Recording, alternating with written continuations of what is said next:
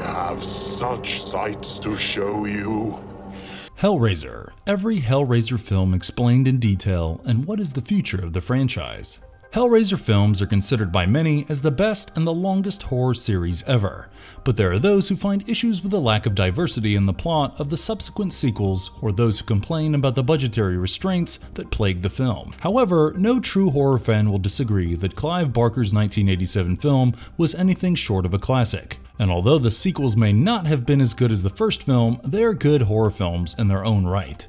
Great horror films like The Thing and Candyman were based on short stories or novellas, and Hellraiser follows suit. Clive Barker wrote the novella The Hellbound Heart in 1986, and soon he was directing a film based on his own piece of literature. It was his revolutionary style of storytelling that made the film's characters and the monsters so intriguing. Cenobites are demonic entities from another labyrinth-like hellish realm that Leviathan rules.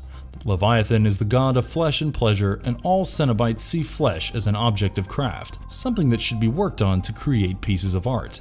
They exist to serve their master and protect his labyrinth, which is undeniably similar to hell. The Cenobites can be considered as demons who work at the behest of their leader named Pinhead. These demons travel between different realms in search of carnal pleasure via a portal or a puzzle box named the Lament Configuration. The most fascinating fact about this box is that whenever someone uses it, the Cenobites appear and try to subject the person to otherworldly pleasures.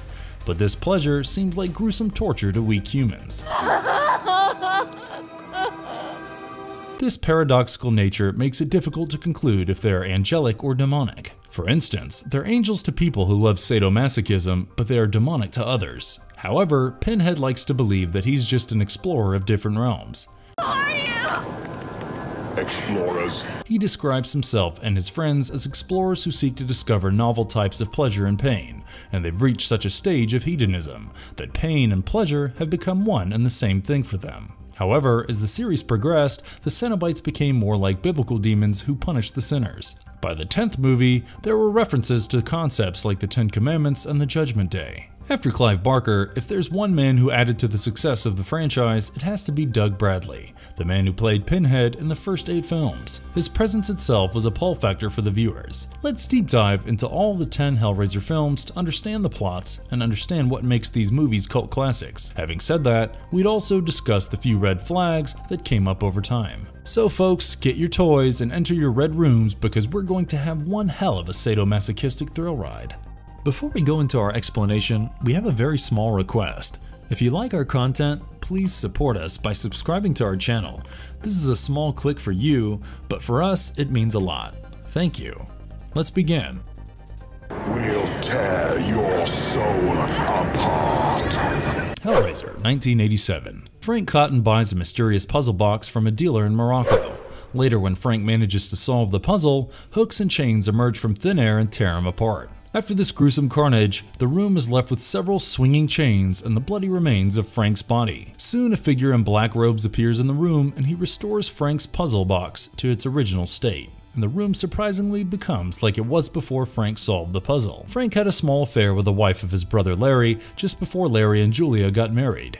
Despite being married to Larry, Julia still had feelings for Frank. One day, Larry cut his hand in a minor accident and the blood dripped from his hand and into the attic floor. As soon as this happened, Frank's body resurrected in the form of a skinless human figure. Julia finds the seemingly undead Frank, and because of her feelings for him, she agrees to help him with whatever he required. Frank explains to Julia that in order to regain his former self, he has to consume the life out of dying humans. The blood brought me this far. I need more. Frank had exhausted all forms of sensual pleasures and sought new arenas of sexual and physical gratification. To achieve this, he sought the help of the puzzle box, which was the doorway to another reality where one could experience extreme carnal pleasures. When the puzzle is solved, demonic beings named Cenobites appear. Julia picks up men from bars and brings them to her house so that Frank can consume them. After she mortally wounds them by stabbing them, Frank sinks his hand into the wounds of the dying men to rejuvenate himself. This continues until Larry's daughter Kirsty suspects Julia and spies on her. She follows Julia, taking a man to the attic for Frank's feeding, and interrupts him. Frank attempts to attack Kirsty, but she manages to escape with the puzzle. However, she collapses soon and wakes up in a hospital where she solves the puzzle. Naturally, several Cenobites and a demonic creature called Engineer appear. The Cenobite leader named Pinhead tells Kirsty that they are simply explorers from another dimension looking for new forms of physical pleasure and can no longer differentiate between pain and pleasure. When they attempt to take Kirsty back to their realm, she tells them that Frank has escaped. Kirsty tries to trade Frank in return for her safety from the Cenobites. Meanwhile, Frank has killed Larry and wears Larry's skin. When Kirsty returned home, Frank and Julia attempted to kill Kirsty to complete Frank's rejuvenation, but Frank accidentally killed Julia. The Cenobites reappeared and took care of Frank for good this time. After tearing apart Frank, the Cenobites attempted to take Kirsty, but she managed to banish them back with the help of the puzzle box. The film ends with Kirsty throwing the box into a burning pyre and a winged skeletal entity taking away the box. The box finally reaches the Moroccan merchant who had sold it to Frank. With Hellraiser, writer and director Clive Barker gave birth to an entirely new stream of horror films. It was bizarre and grotesque, but was equally effective and horrifying. He presents the Cenobites as a peculiar blend between vampires and zombies, but these demonic beings remain way scarier than both zombies and vampires because they are not merely ruthless and mindless, but have a purpose and a goal. Despite being made with a budget of just under $1 million, the special effects, music, and grim theme of the sets added more worth to Hellraiser. Barker delivered a film that's dark, intense, and seriously horrific.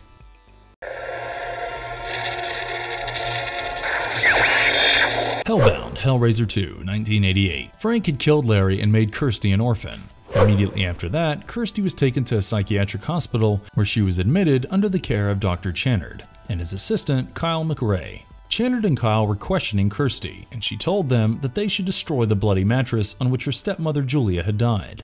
You have got to destroy that mattress! Unbeknownst to Kirsty, Dr. Channard is a man obsessed with the puzzle box or the lament configuration. After hearing Kirsty's story, he brings home the mattress and asks a mentally ill patient to lie down on it and slit himself with a razor. As the blood of the patient touched the mattress, Julia appeared from the dead in a skinless body. Kyle didn't believe Kirsty's story and was investigating the claims she made. He happened to witness the entire episode of Julia's resurrection, but was smart and quick enough to flee the scene. Julia seduces Channard, and he agrees to bring her more patients on whom she can feed and regenerate. Meanwhile, Kyle tells Kirsty that he believed her, and the two of them leave to stop Channard. It's all true. However, by now, Julia had fully renewed, and she kills Kyle while she knocks Kirsty unconscious. Channard and Julia abduct another patient named Tiffany as she had an affinity for solving puzzles. They force her to solve the lament configuration. She does so, and they enter the labyrinth-like realm of Cenobites. Julia betrays Channard, and the god of the hellish realm Leviathan transforms him into a Cenobite. Meanwhile, Pinhead and other Cenobites find Kirsty, who had followed Julia and Channard, and the Cenobites tell her that she was free to explore the realm. Kirsty finds Frank, who tells her that he impersonated her father and tricked her into dreaming that her father was in trouble. However, Julia saves Kirsty by killing Frank as revenge for killing her and consuming her body. But soon, Julia herself dies and only her skin is left behind. Channard, who is now a Cenobite, finds Kirsty and Tiffany while they were trying to escape, but Pinhead and the other Cenobites stop him from killing them. Although Channard overpowers the other Cenobites, Kirsty and Tiffany manage to escape and close the doorway to hell that the lament configuration had opened. Clive Barker wrote the story for Hellbound, and the film takes heavily on the previous film, but the most critical element is the little backstory of Pinhead, who is actually a British military officer named Elliot Spencer. Spencer had solved the lament configuration and transformed into a Cenobite. Dr. Tony Randall followed the footsteps of Barker and made the film a grander gorefest with dark events taking place every now and then. He gave us a view into Leviathan's hell, and we couldn't thank him enough.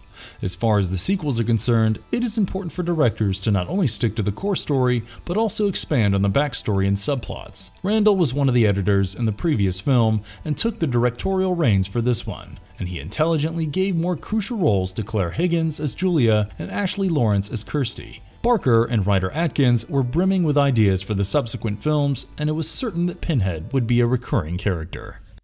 I am the way.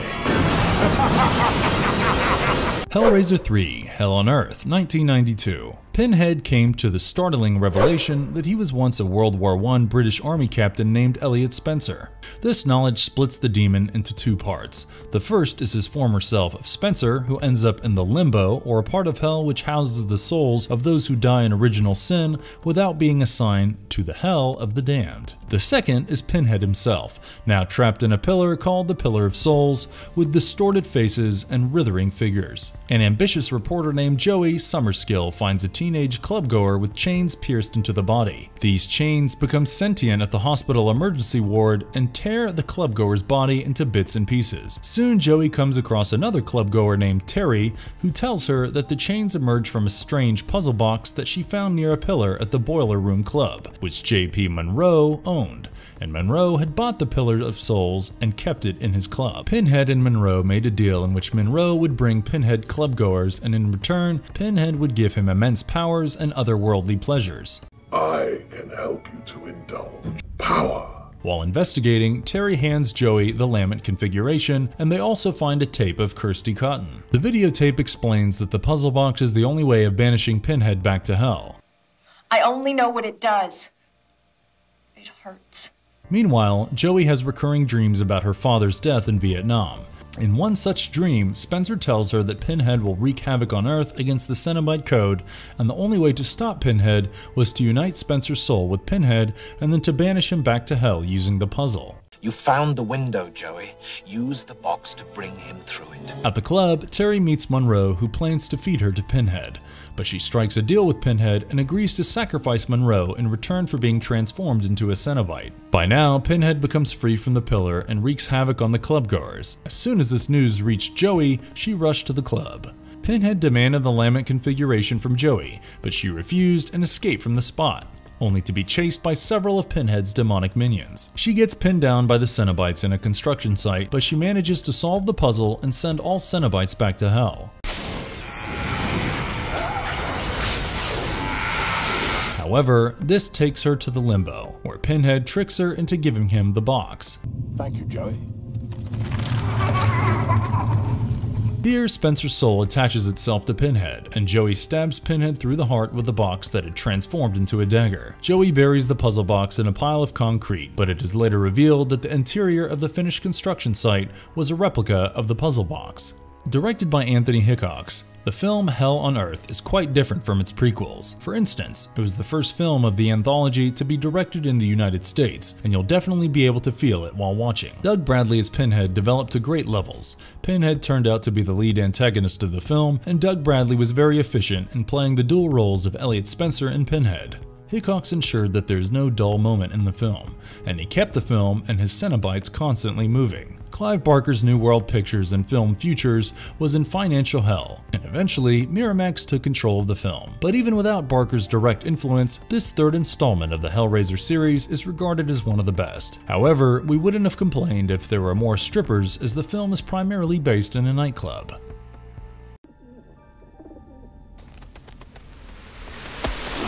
Hellraiser IV: Bloodline, 1996. In 1796 in Paris, a French toy maker named Philippe Le Marchand made the greatest work of his life at the behest of an aristocrat named Duc de Lisle, who was devoid of most moral principles, a sense of responsibility, or sexual restraint. This invention was the Lament configuration, through which Lisle wished to summon demons from the depths of hell. To Le Marchand's horror, Lisle and his assistant Jacques sacrificed a peasant girl and used her to summon a Cenobite named Angélique. You are Angélique. Le Marchand rushed to his home to create an anti-Lament configuration that could reverse the current sequence of events and shut the portal. However, Jacques killed his master and enslaved Angélique with the condition that he wouldn't obstruct the wishes of hell. Angélique and Jacques killed Le Marchand and tell him that his bloodline would be cursed because of helping to open the portal to hell. 200 years later, in 1996, one of Le Marchand's descendants named John Merchant builds a skyscraper in Manhattan that resembles the Lament configuration. This is the same building where Joey had hidden the Lament configuration in the third film. Angélique finds out about the building from a magazine and asks Jacques to take her to Manhattan, but when he refuses, she kills him. Please. She manages to reach the building and attempts to seduce Merchant but fails. After learning that the labyrinth configuration is hidden in the building, she tricks a security guard into solving it, and this act summons Pinhead. Angelique and Pinhead initially fight but later agree to join forces to stop John Merchant from making the Elysium configuration or the anti-labyrinth configuration. Initially, Angelique wanted to work for Pinhead's cause, but she has grown tired of being a minion of Hell and wanted that Merchant activated the Elysium configuration so that she would be free of Hell's clutches. However, Merchant's prototype failed and Pinhead killed him, but he solved Angelique's puzzle box and sent both the Cenobites back to Hell. More than a century later, in 2127, another descendant of Lamartian named Paul Merchant seals himself in a room on a space station named the Minos. He makes a robot solve the labyrinth configuration and summons the Cenobites, including Pinhead and his new slave Angelique. It is later revealed that the ship itself was the finished design of the Elysium configuration. The Cenobites enter the space station and he escapes in a pod. Soon he activates the Elysium configuration and a series of lights and mirrors emerge and transform the Minos into the puzzle box. This marked Pinhead's final end. The film was an ambitious project, or at least that's what writer Atkinson thought. What was supposed to be a film of about 180 minutes was reduced to something around 80 minutes. Bloodline is essentially 3 films packed into one, and such a magnanimous plot needs skillful direction, efficient storytelling, big budget, and bigger dedication. Miramax didn't have at least 2 of these things, and the final film didn't even remotely do what was expected out of it. However, this wasn't a total surprise, as the studio involved itself more than it was supposed to. They didn't take any ideas from Barker, and director Kevin Yager chose to take the name of Alan Smithy, which is an alias used by directors who want to go uncredited. He left filming when the studio wanted to change the relationships of the characters and shoot extra scenes. Ultimately, Joe Chappelle took the reins, gave the film a happy ending, and cut the film by over 25 minutes. It could be said that the franchise went through a significant setback with Bloodline and failed to recover in the coming years. Bloodline intended to tell the stories of past, present, and future, but it ended up telling how executive influence kills artistic liberty. Hellraiser 5 Inferno 2000. Joseph Thorne is an absolutely corrupt and immoral police detective in Denver. During his duty, he indulges in drugs, sex, and other questionable activities. Thorne is assigned to investigate a ritual murder where he finds a strange puzzle box. He takes the box home to satiate his hunger for puzzles. Right after solving the puzzle, he starts to hallucinate about strange things and creatures. He sees himself being seduced by a mutilated woman and being chased by a creature with no eyes or limbs. Soon, Thorne makes a connection between these hallucinations and the person who committed the ritual murder. He concludes that the murderer is known by the name of Engineer and he has abducted a young child. However, as Thorne begins to investigate and find the engineer, someone begins to kill his family, friends, and acquaintances. To make things worse, the engineer leaves one finger of a child at each crime scene. When Thorne goes to visit his psychiatrist to get cured of the bizarre hallucinations, the psychiatrist reveals that he's Pinhead and that Thorne has been in the realm of the Cenobites since the time he solved the labyrinth configuration, and the Cenobites have been inflicting psychological torture on Thorne for the crimes he's committed and the cruelties that he had inflicted upon others.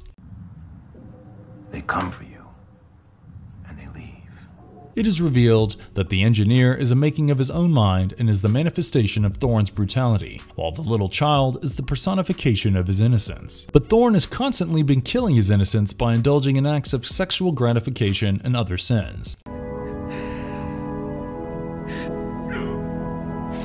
Pinhead tells him that now he would be subjected to eternal pain and suffering for the deeds he committed in the mortal realm. The film was directed by the same man who directed Marvel's 2016 hit flick Doctor Strange. Yes, director Scott Derrickson did his best to revive the franchise, but the executives decided to play extremely safe and ended up rewriting an independent script so that it could fit the Hellraiser universe. As was expected of it, the film underperformed. Hellraiser films are known to live and breathe in body horror, but the 2000 installment attempted to rely on psychological psychological torture more than physical torture. As great as the idea might have been, that's not what the fans of Hellraiser demanded. This was the first film to be released straight to video, while the previous 4 were given theatrical releases. The best scenes from the film are where Doug Bradley appears as Pinhead, and those 4 minutes are the reason why every Hellraiser fan watched this film. Interestingly, Stephen Jones, who was involved in the publicity of other Hellraiser films, had written a grand script in which he wanted Kirsty Cotton to come back and would be pitted against a cult that sought to unleash Leviathan himself on Earth, and the entire city of London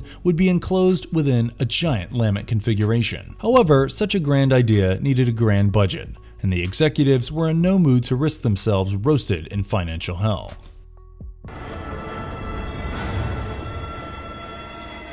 Hellraiser 6, Hellseeker, 2002. Trevor and his wife Kirsty get into a major car accident when their car falls off a bridge into a river below. The police divers find that both car doors were open, but there's no sign of Kirsty. The doors were open when the car was pulled from the river.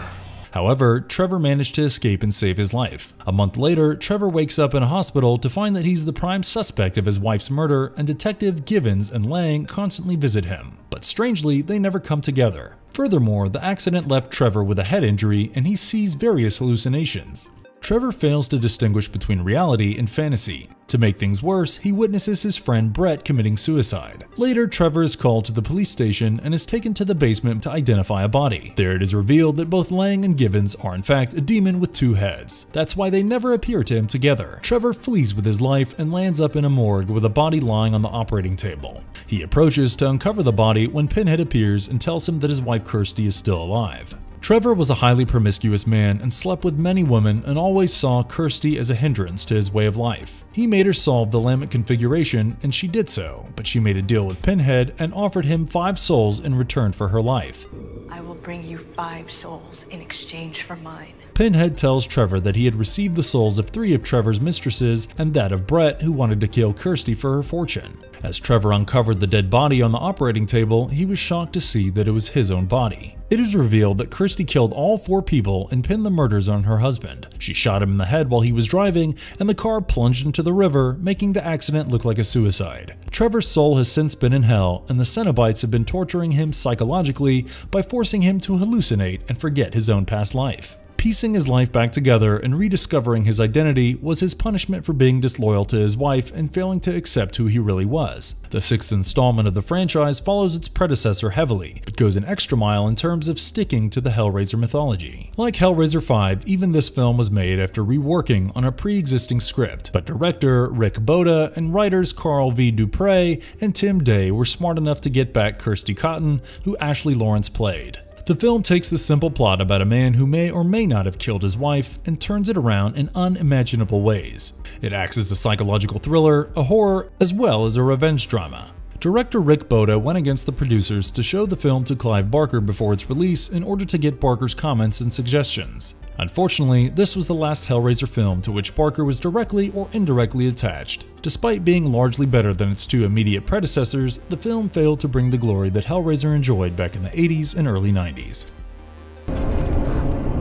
It seems that evil does run in the family. Hellraiser 7, Deader, 2005. Charles sends his ambitious employee and reporter Amy Klein to Bucharest after receiving a videotape that shows the ritualistic murder and reanimation of a member of a cult called the Deaders. Amy follows the returning address on the tape and finds the house of the sender, a woman named Marla. However, she finds Marla's corpse in the lament configuration. She takes the lament configuration to her hotel and opens it only to suffer from bizarre hallucinations and a nightmare in which she summons Pinhead. I am the way. No! Amy meets a local man named Joey who suggests that she should stay away from the Deaders and warns her about the self-destructive device she's possessing. Amy finally tracks down the leader of the Deaders, a man named Winter Le Marchand. He is a direct descendant of the French toymaker Le Marchand who invented the lament configuration. Due to this, Winter believes that he could rule the Cenobites, but he is of the opinion that the puzzle can be solved only by a person who exhibits trauma-induced nihilism.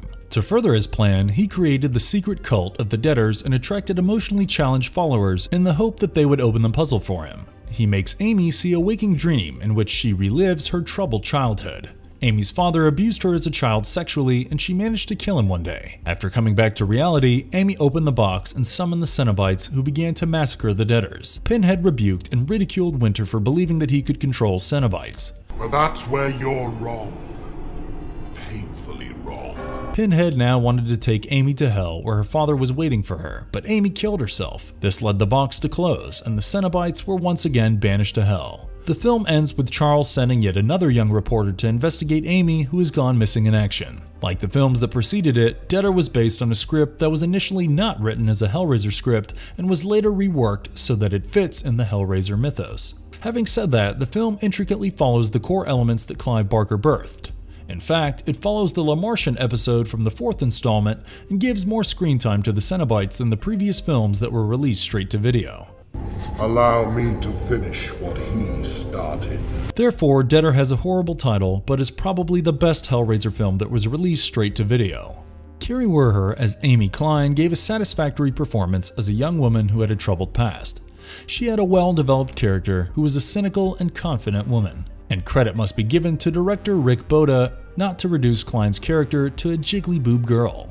Another reason why the film did better was that by the time of its release, the technology had improved manifolds, and this advancement helped in giving effective SFX and VFX.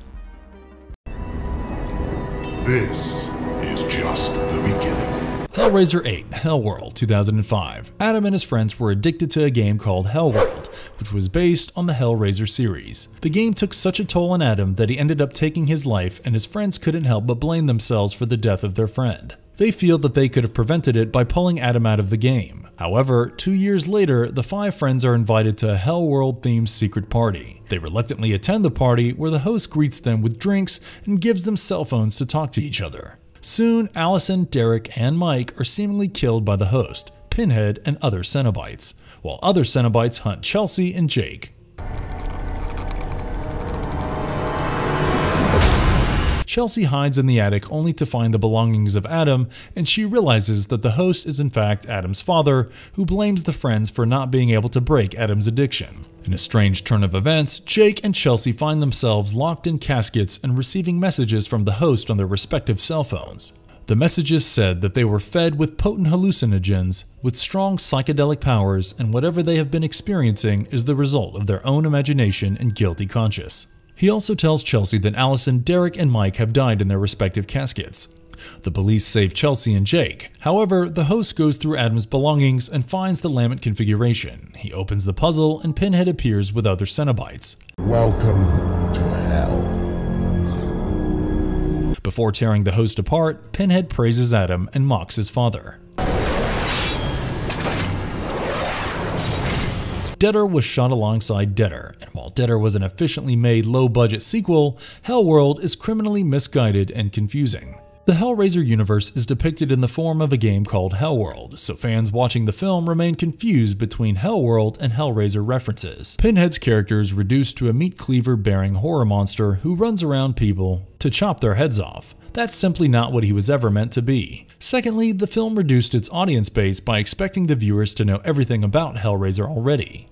This little trick could have played in favor of the film, but the poor direction and a choppy script took away the opportunity.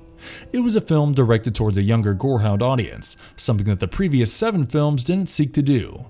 Hellworld doesn't aspire to be anything more than a film where young boys and girls die one by one, and it feels like it's merely a summation of gory scenes that could be watched in any sequence, and yet the film would feel the same. And just for the record, Henry Cavill stars as Mike in this one. Yes, the Man of Steel. So if you'll watch this for one reason alone, let it be the mighty Superman.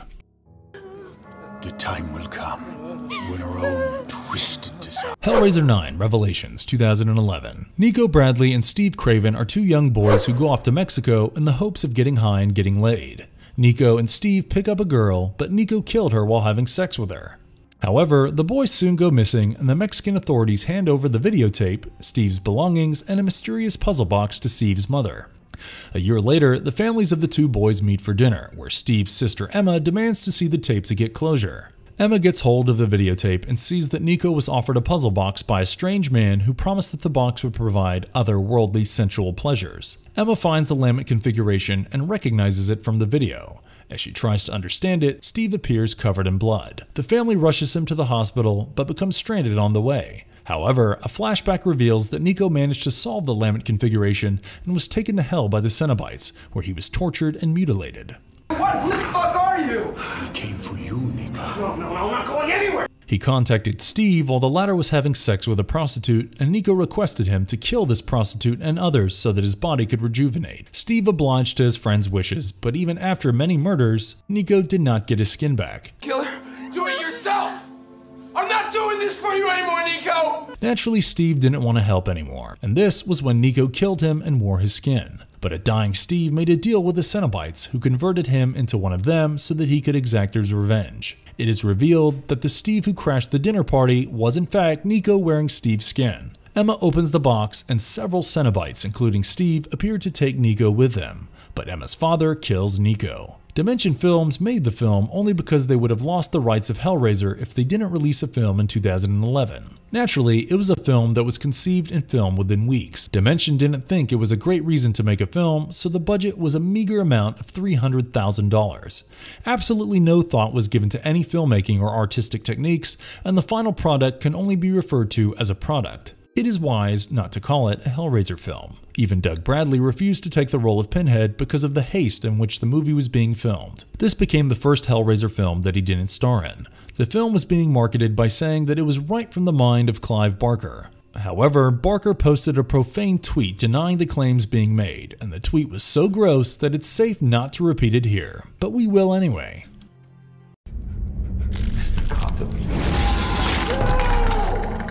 Hellraiser X Judgement 2018. Detectives Sean, David, and Christine investigate the murders committed by a serial killer named the Preceptor, whose crimes follow the 10 Commandments. Meanwhile, Pinhead and the Auditor of the Stygian Inquisition are at a fix about revamping their methods of soul collection because the constantly evolving human technology is making the lament configuration go archaic. A clue leads Sean to go to an abandoned house where a local criminal named Carl Watkins had mysteriously disappeared. Sean enters the house only to fall unconscious, and he later finds himself at the Stygian Inquisition's domain, where a judgment is about to be pronounced for the sins he committed on Earth. However, the Archangel of Wisdom, Understanding, and Judgment, Jophiel, appeared and ordered Sean's release. You let him go, do you understand? Not really. Well, do you understand who? He escaped with the lament configuration and later has nightmares of Cenobites and other residents of Hell who pledged judgment and redemption on anyone who attempted to use the configuration. Sean and David return to the house, but find no traces of Hell or the Inquisition.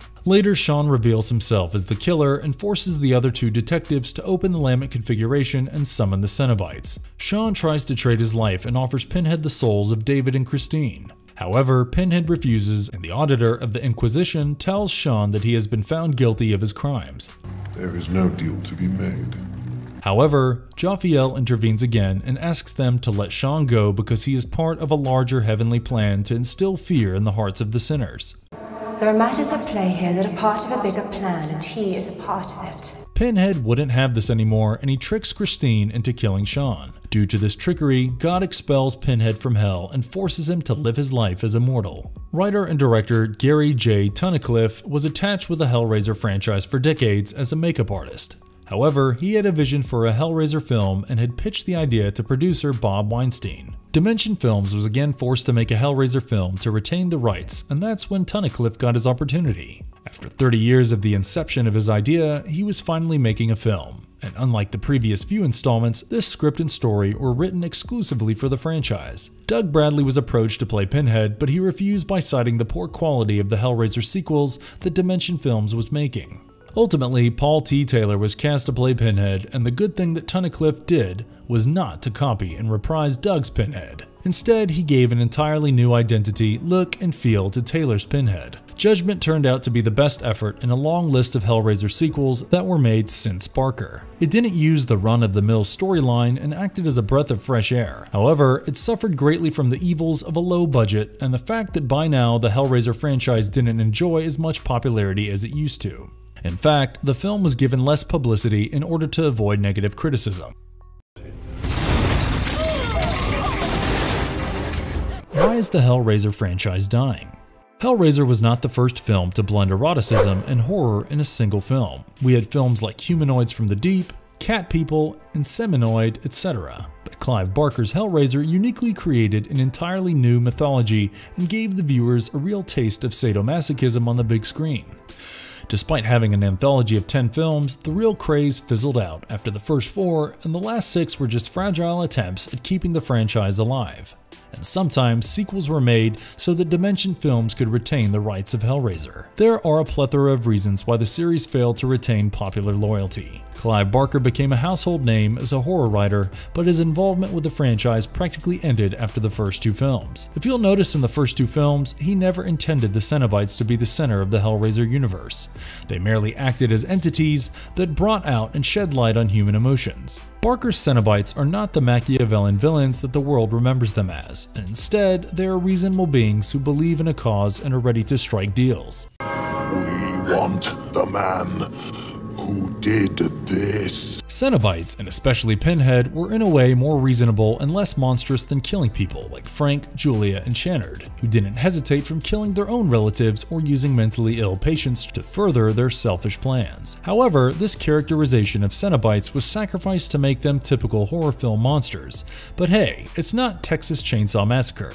This paradigm shift of Pinhead's character and reduction of the human drama element was against the source material written by Barker in his novel. And 99 times out of 100, if you move away from the source, you'll fall flat on your face. The next few films after Bloodline were made not because Miramax or Dimension wanted to deliver quality sequels, but because they were compelled to release a film every few years to retain the rights. Naturally, the quality was thrown out of the window, and most sequels were made with scripts or independent films, and they just added Cenobites here and there. The 5th film, Hellraiser Inferno, was so far away from the mythos that it hardly felt like a Hellraiser movie.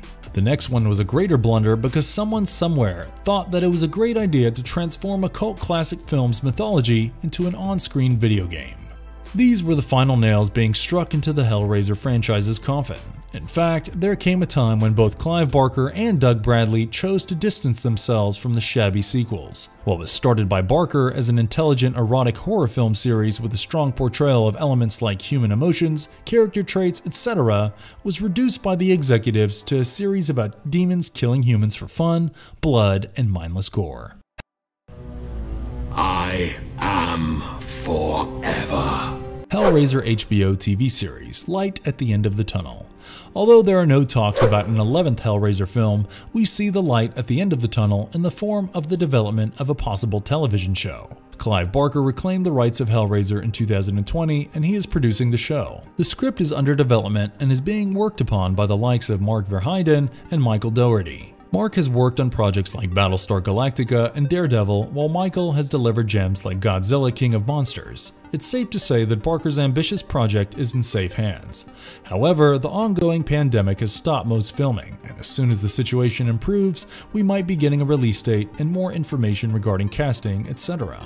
Unfortunately, none of the original stars like Doug Bradley and Ashley Lawrence have said anything about their involvement with the project. The show is still in the pre-production stage, and it would be too early to make any definite claims. We are just glad that Barker has picked up where he left off. And if you liked our content, don't forget to leave a like and subscribe to us if you haven't already. Have a good one and be safe. Thanks everyone.